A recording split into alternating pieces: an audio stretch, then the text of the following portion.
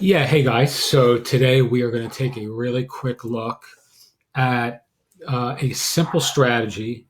There's a dog barking really loudly on cue as soon as I start to record this in my backyard. All right, so let's restart this again and say um, this is for those of you who want to explore the uh, authority site model to build the initial stages of an online agency or a marketing consulting business or a social media strategy business or an SEO style business or a newsletter marketing style business, whatever you choose to implement from the vast array of options and opportunities that an agency style business that you can launch today from your desk that you are watching this on or from your phone or wherever it is that you are. And I'm going to give you a really quick 10-step um, process map that I just created in the last 10 minutes to answer a few questions that have come in over the last couple days from you. So, all right. So, we're going to begin with the win, as I try to do with all of this stuff, so I can just kind of conceptualize what I'm trying to teach, which is you will have a directory, a monetization model, and a strategy to scale all this. So, when you are done these 10 steps, this is what you will have. So the second item on this list, which is here, is authority site equals agency opportunity. Well, I believe that when you have this credibility, or you have a an asset which has the perceived value, and you have the perception of experience and expertise by dint of having done the work to build something, which you can literally build in an afternoon, people are going to want to do business with you. So if you have a directory in a local marketplace, for an example, that covers a very specific niche, you are it gives you a competitive advantage right away. I mean, that is something that somebody who doesn't know everything that you've done to get to that point just assumes that you have authority that maybe you don't feel yet that you've earned, but they do. So, step one will be register a new domain and build a hyper local directory. So, in my community, I just did this in the last couple of days. I took the town that I'm in, which is Delray Beach, Florida, and I registered a domain name, which I'm not going to reveal on this video, but I used the name of the town and another word, and I have a local domain that is a directory. Step two is target one specific niche, market, or audience to start. So let me just clarify this. In what I mean by that is the domain that I registered for my hyperlocal directory is just a generic directory. You could do it for a niche. I'm going to turn that phone off.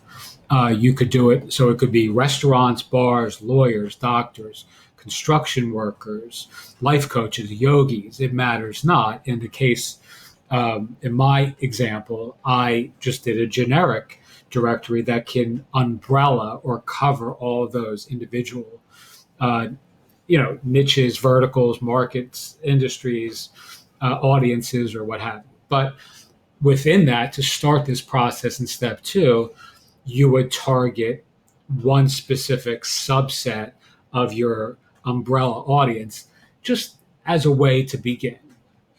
So, step three, so let's say in your case that was dentists, and I'm just pulling that out of thin air.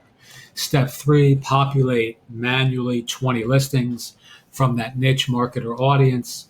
An important note, include the best looking examples of this population on the site. You want responsive websites if you can find them, good aesthetics, good brand recognition in the local market, people that are well known rather than lesser known. You want the better examples. This is not super important. It's just a little, let's call it a pro tip, just a little, you know, little psychological sort of manipulation that you want to incorporate into creating the most persuasive pitch possible. So, you want thought leaders rather than people that nobody has heard of when you're approaching other people down the road. Step 3A, seed those listings with social media embeds, Twitter, Facebook, Instagram, etc.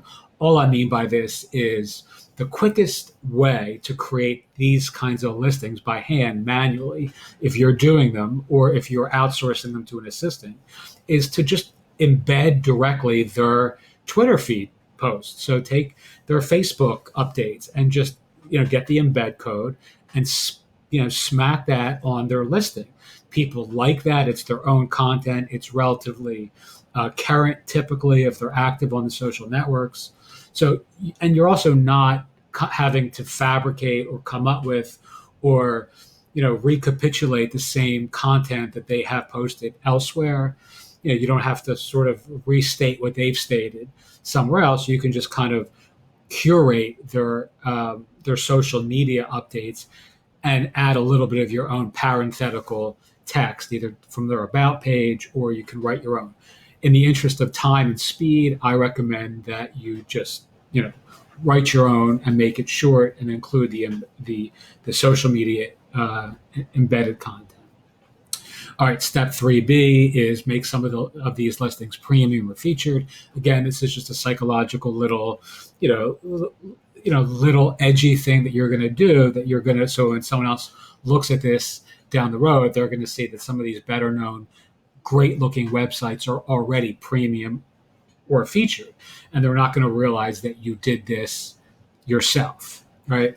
Step 4, create featured listing packages now and publish on the front-facing public site. So now you would create a monthly, premium package so that somebody who looks at this is going to see that it costs $20 to be featured, or it costs $97 for the year to be featured. And then they're going to also see some of these better-known folks are featured. So they're going to assume that those people paid for those listings. Again, you're not saying anything unethical here. You're not doing anything unethical.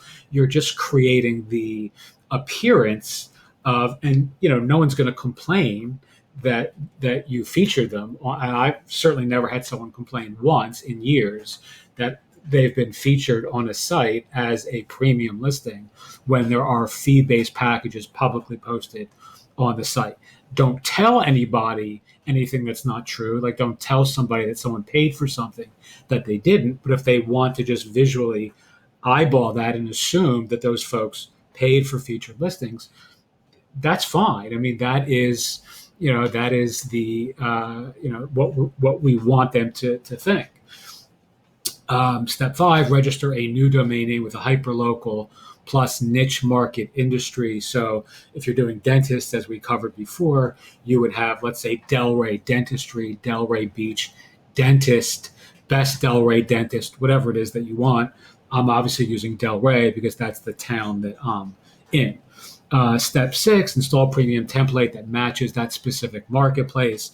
I would just go into ThemeForest and find the niche that you're going to target. There are clearly a broad assortment of every possible permutation of profession when it comes to templates that you can find. So, that's what you want to do. Restaurants and cafes, to me, are amongst the best because there are some really, really, or best niches to target because there are some beautiful, templatized sites that you can create that are just awesome, that have empirical value to the eyeball. So someone's going to look at that and say, wow, this looks great. This is certainly worth $500 or $900 or, $99 a month.